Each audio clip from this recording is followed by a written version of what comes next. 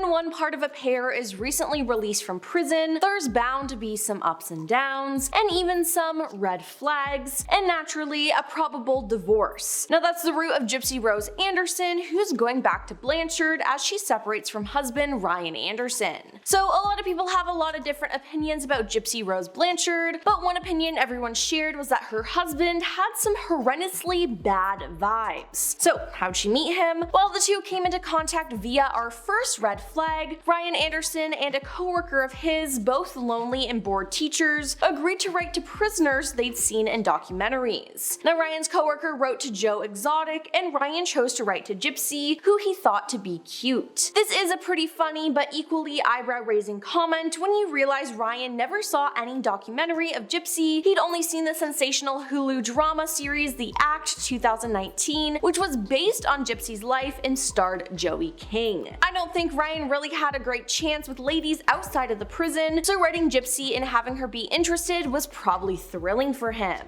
And that's because Ryan was very obviously seeking a so-called captive audience. Now the couple's relationship and subsequent marriage, initiated through correspondence while she was in prison, raises questions about the psychological profiles of those who seek relationships with prisoners. Psychotherapist and author Siobhan Scott, with her expertise in psychology, unpacks this dynamic, noting that it often involves individuals with low self-esteem who find a captive audience in prisoners. Now Ryan, who worked with specifically disabled children as their teacher, expressed his attraction to Gypsy, someone vulnerable and also in need of leadership, similar to those he teaches in his classes, a fact that Scott finds disturbing, saying it's usually someone that has often very low self-esteem. A prisoner represents a captive audience, suggesting that such relationships are generally not healthy as there's an imbalance. Siobhan points out that these individuals are often prone to fantasy, particularly a rescue fantasy, where they see themselves as a savior to the prisoner. Now this is eerily relevant to the whole Prince Charming fiasco that was addressed online when Gypsy and Ryan were on that YouTube show doing a Newlywed Games-esque questionnaire, and the couple was asked what Disney princess best resembles Gypsy. She wrote for herself Anna from Frozen, while Ryan wrote Rapunzel from Tangled. Now people were quick to highlight that while Rapunzel and Anna were both locked away and found freedom from captivity, their major difference is one did it alongside a male partner and one did it without. Now Ryan's choice of Rapunzel rubbed many the wrong way because it seemed like he was adding himself into Gypsy's narrative, seeing himself as a Prince Charming, that her escape and journey would not have been the same without him. Siobhan Scott touches on the husband's perception of himself as Gypsy's Prince Charming and reminds us it is unrealistic and a red flag in any relationship as to quote,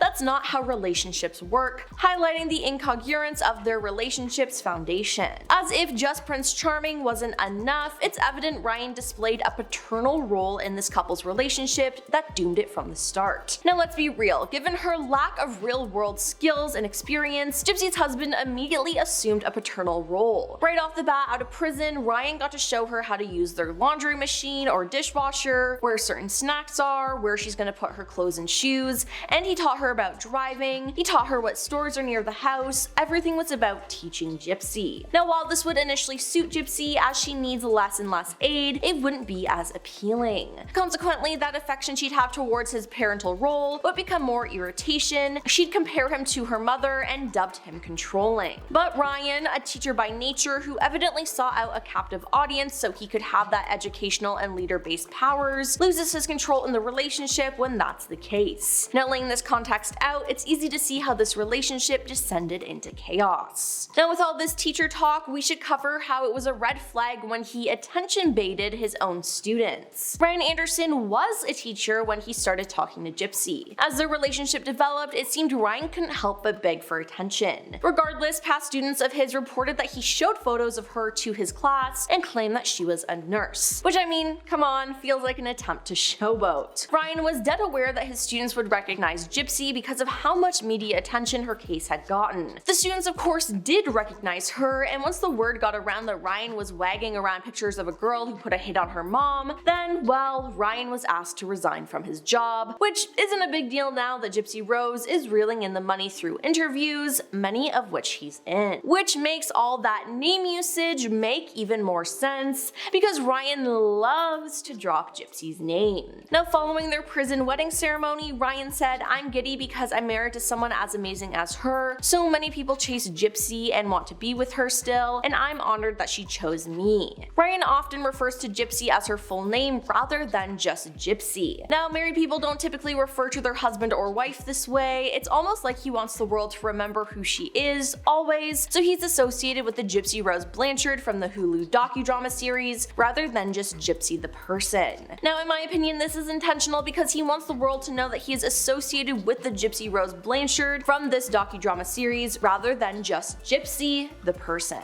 Now, onto our last Ryan-centric point, we can address how an annulment near miss is a pretty big red flag in itself. Now, before she was released from prison, Gypsy did a series of interviews for Lifetime's The Prison Confessions of Gypsy Rose Blanchard. Now, the final episode of the series highlights the days leading up to, as well as immediately following, her in-prison wedding with Ryan. Now, the pair tied the knot in June 2022, but just 3 months into their marriage, she was contemplating getting it annulled. Ryan and I had a disagreement about an ex-boyfriend of mine, and his voice got raised to a decibel too loud and I fell apart, said Gypsy Rose, while Ryan said that during the fight she told him, "I consider us separated." Now, Gypsy added that she told Ryan he was as controlling as her mother mid-fight, which is what allegedly made him begin yelling to begin with. Yikes. Now, according to Gypsy, it was her stepmother Christy who suggested she get the marriage annulled. "For 2 weeks I didn't wear my wedding ring and I said some really mean things to him that I don't feel our relationship is going to work out. I don't feel like he was enough for me," she continued. Now, this soon made headlines, but the pair decided to work through it and get couples therapy. Yeah, now Gypsy definitely has her bad moments in this pairing too, and I'd say her admitted loyalty tests are some. Now, Gypsy admitted to putting Ryan through tests to make sure he was completely devoted to her, and it really stands out to me as a red flag. Testing romantic partners is a common behavior of narcissists in romantic relationships, as it is the fact that they keep many romantic interests in their orbit at once and pit them against each other to make them compete for affection. Now, Ryan has openly said, "So many people chase Gypsy and want to be with her still, and I'm honored that she chose me," whilst expressing how he had to compete with her multiple exes at first and even after they began dating. Although, as prior mentioned, Gypsy has accused him of being controlling like her mother when he questioned her communication with her exes. I personally believe that this is a manipulative way to excuse not being honest about talking to Ken or her other ex, something she did shortly before marrying Ryan and lying about it to him. Now, in the Lifetime series, this clearly rattled him and made him feel insecure about the state of their relationship, and she even tried to blame it on him because he doesn't understand how she feels. This competition for affection is done to inflate the narcissist's ego by making them feel desired, and ensures that the person they do choose feels like they are special and better than other potential partners, and therefore decreases the likelihood that they will leave. Now, ultimately, it's no big secret that one of Gypsy's red flags is that she lies a lot. To quote her, "I've been raised to do what my mother taught me to do, and those things aren't very good. She taught me to lie, and I don't want to lie. I want to be a good, honest person." It's undeniable that Gypsy Rose was brought up to be insightful, since her only role model in life was a massively narcissistic mother with other mental health concerns. Now, in her various public appearances during and after her incarceration, with or without her husband, Gypsy Rose has admitted to lying to her dad and her stepmom, sister, her lawyers, the cops, and her husband. Now, in the Lifetime series, she claims Ken left her because she wasn't a blonde bimbo, but in the Veil podcast, she claims that he was afraid of being associated with her. Now, this is one of the many examples of rotating storylines. In the footage from her first police interrogation, Gypsy showed shock and despair over her mother's death. "Wait, go back. No,